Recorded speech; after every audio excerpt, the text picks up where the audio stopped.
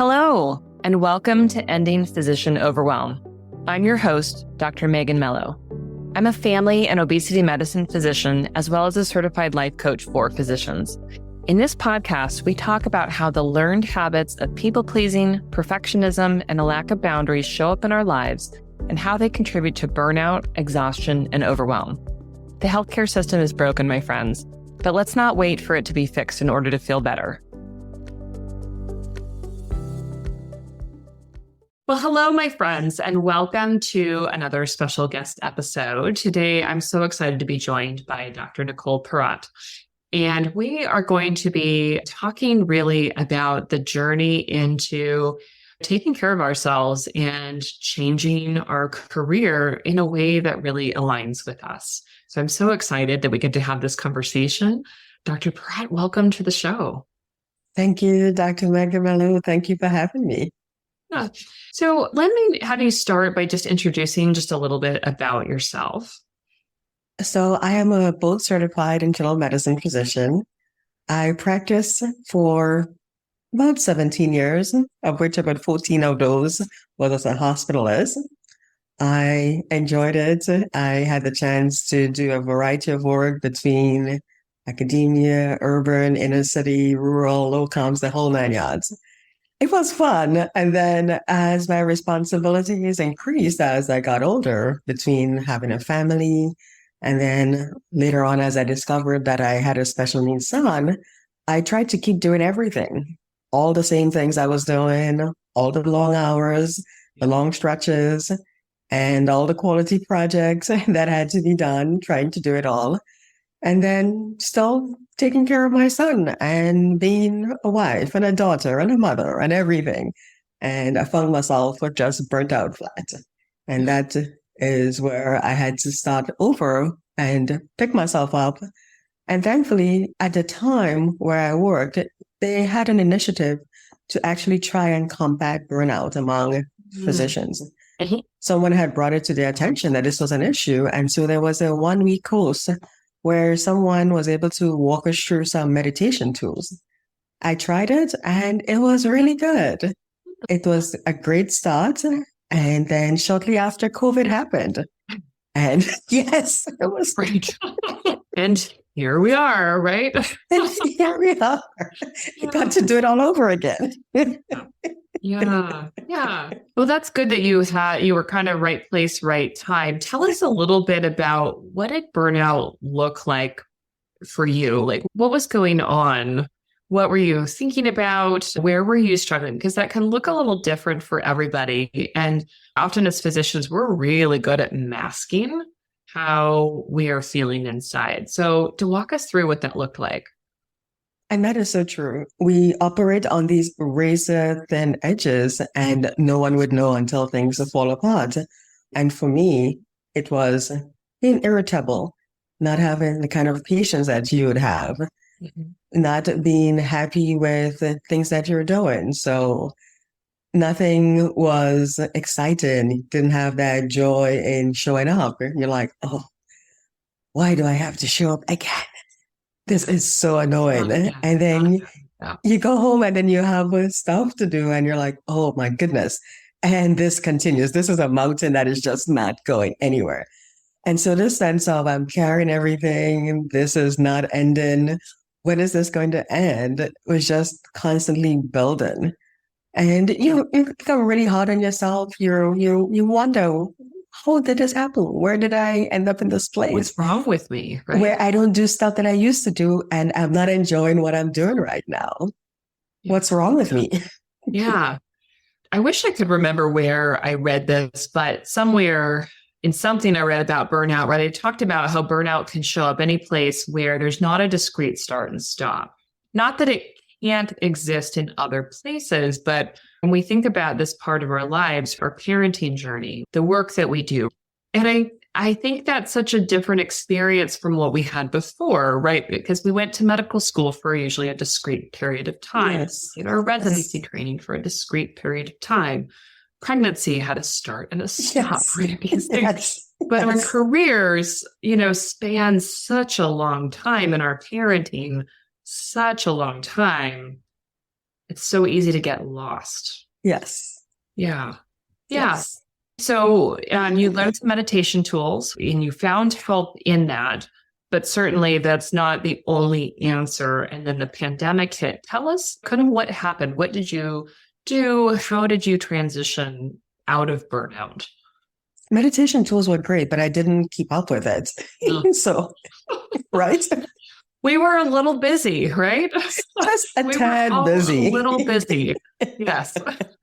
And so the pandemic hit, and this brought, fear. You're thinking, oh, am I going to die? Am I not going to see my family? Yeah. Oh my gosh, what will the world look like? Is this going to be like an apocalypse? Essentially. Right. And early on, maybe within the first 6 months, a lot of facilities and coaches were offering their services. And so I said, okay, I need to maintain my brain as best as I could. I need to maintain my mental health as best as I could, because this is a whole new level of madness. Right. And so I jumped in and signed up with this coach, and I learned tools and learned how to realign my activities with my values. And it was such a game changer. The tools that she gave me really made a difference in surviving COVID. And they're just general coaching tools. But for me, jumping into the space for the first time, it was like, oh my gosh, this is good. This can make a big difference. Right? This can make a big difference. And so got through the pandemic, and yes, there was craziness, but at the end of it, I could say my mental health was in a pretty good place because I really honed in on that. And as the pandemic went on, maybe in the second year, I said, okay, let me get certified because this is good stuff. Other people are literally crashing left and right, burning out for good reason, because literally we're already operating on a razor edge. This was just another straw to add to the camel's back. Yeah. And so I jumped in and I said, let me get certified. And that is how I ended up in that space. Yeah.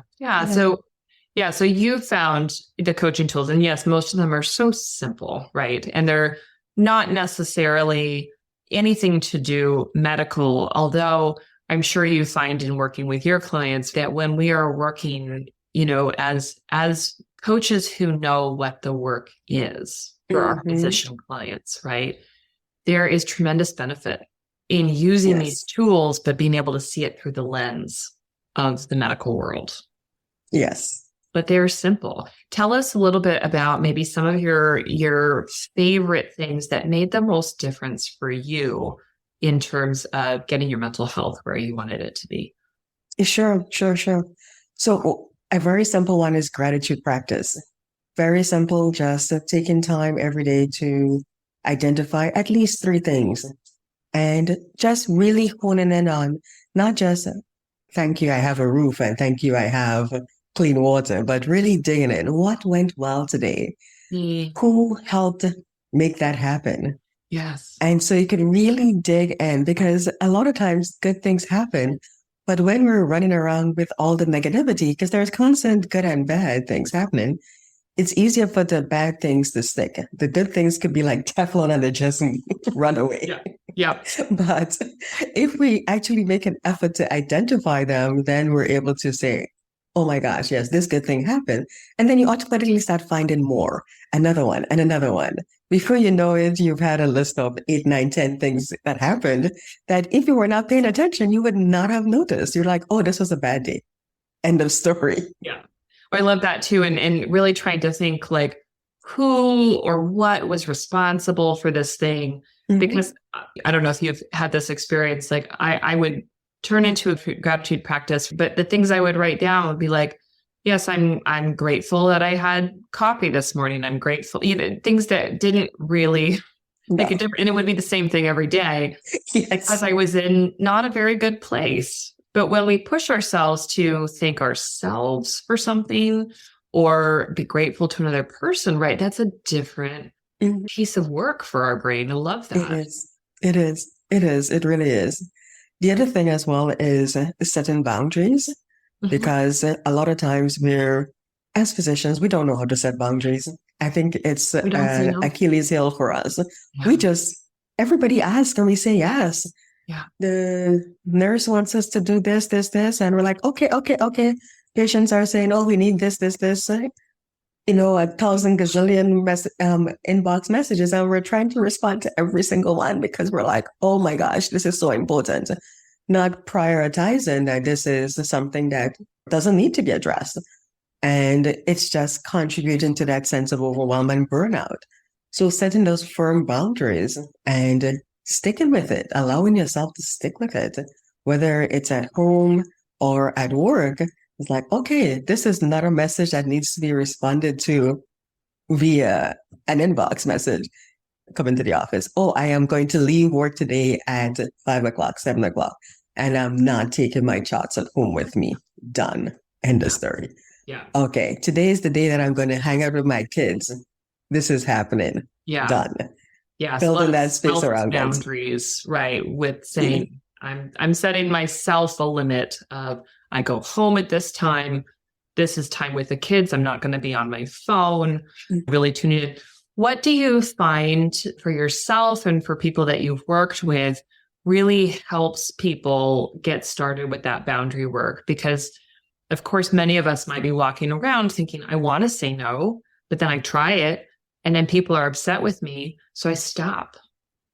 You have to just keep going because, yes, people will get upset with you. And you just have to believe that this is what is right for you.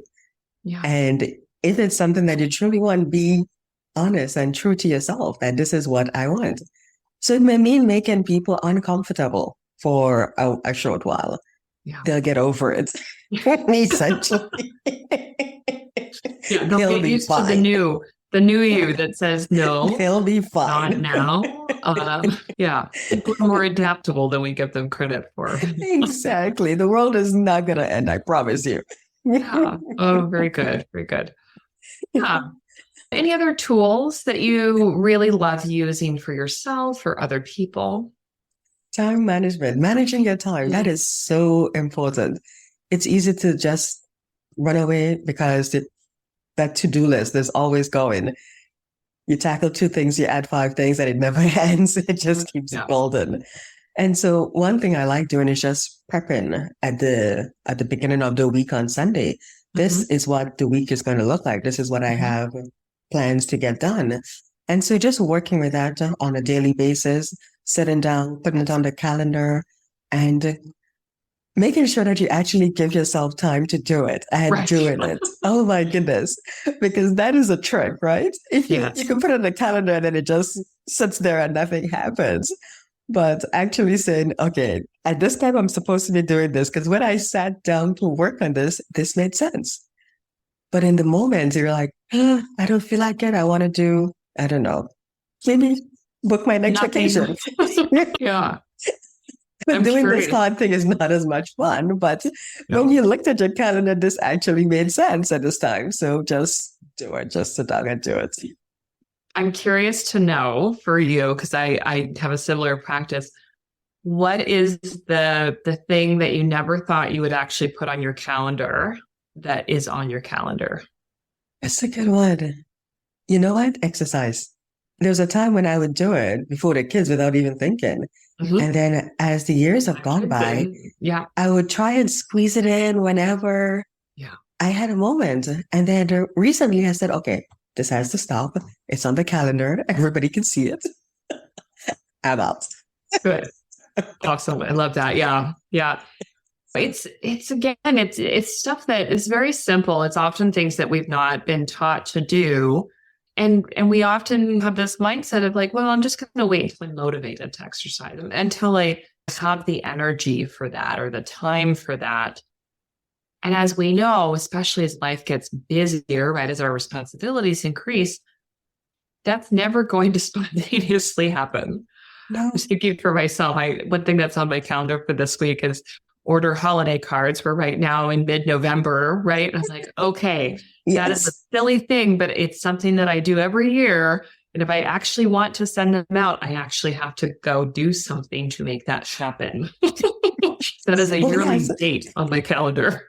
That is true. That is true. Because like Sunday, we did our Christmas pictures for the cards.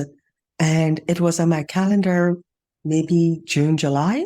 Mm-hmm. because I know that the photographer we use, she would normally start sending messages out around June, July, book your spot. It gets scheduled. Yeah. And I'm like, okay, on the calendar, keep your eyes open for that calendar, for that invitation to book a spot. Oh, love it. You're definitely ahead of me on that one with the photographer, but the point is the same, right? Of that when Yes. we know that there are some things that are important to us, whether that's regular things like exercise or things around holidays or vacations, putting some intentionality into it and putting it on the calendar way, way, way in advance, Mhm. it actually happens, right? How often Yes. we've requested the vacation time, but we didn't make any plans. We didn't actually decide to do anything. And here's that time. And then it's Right. last minute and You're sitting at home. yeah, yeah, yeah, yeah. Oh, wonderful. And so tell us a little bit about the work that you do now in terms of coaching. What does that look like? So now I coach and I help women physicians find their way from all the overwhelm, all the burnout, all the I am stuck, I don't know what next to do, to get back in touch with themselves and figure out how to find time freedom, being flexible, having that ability to do the things that they want to do, and just making their lives better, creating that life that they want, not just existing because this is how things are, being intentional and creating the life that they want to thrive with. So that is pretty much what I help them do. Awesome. Yeah, surviving is not enough. I think so many of us we've lived that life, right? We've been through periods for years of survival mode. That's not enough for our No, lives. We deserve more, but no one creates that for us, right? We have to go out and decide that we want that, decide what it is that we want for our lives. And sometimes we need help, like coaches like you and I, to really help create that because it's not obvious to no, most of no. us of how It's do I not. actually live this life that I love? And it's interesting because there are so many things that come with a cookie cutter recipe to follow. Even just practicing medicine gives you a cookie cutter recipe to follow. I love an algorithm. Life doesn't come with that. So then you're kind of stuck when all of these competing demands are bumping up against you. And you're like, how do I choose? What do I do? Oh my gosh, I have to do all of this. And they're all important. Oh my goodness. Right.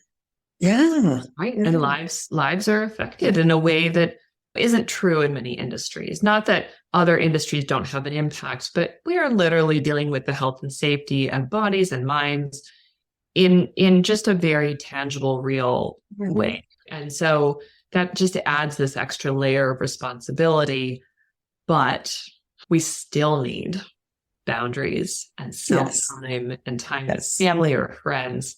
Yes. I love that.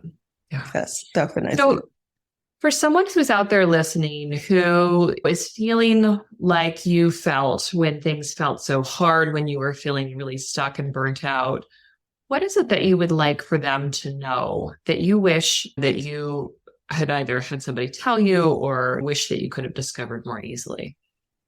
That it's easy to get started. And it doesn't have to necessarily be this complicated process and not to overthink it because we tend to do that. We tend to overthink it. Yeah. Yeah. So just you're thinking that this doesn't make any sense, what I'm doing right now. And you're hearing that, yes, there is a better way. Don't second guess it. Just go with it. Trust the process because we tend to overthink it. And then we're stuck just spinning doing the same thing that we did last year and the year before and the year before going nowhere. Yeah. So if you're out there asking yourself, do I need help? Should I do? The answer is probably yes. There's nothing wrong with that, right? Get some help. You deserve help for this part, right? For navigating what it is that you want, learning some tools, right? And being able to create the life that you want. Exactly. There's nothing wrong with saying that this is not acceptable. I want something better. I want something different. Very good. Yes. So tell the listeners how they can find you and find out more about the work that you do with women physicians. Sure. So on Facebook, I'm on LinkedIn as well as my website, www.mind-u.io. I'm here to help women physicians get past the overwhelm to create that time freedom, that flexibility that they want. So reach out so we could do some one-on-one coaching. Sounds great. All right. You heard it here, and we'll have links to that in all the show notes so that people will be able to find you. Dr. Perrotte, thank you so much for joining me today. Thank you so much, Dr. Mello. All right, my friends, thank you as always for your time and attention today. And until next week, take care.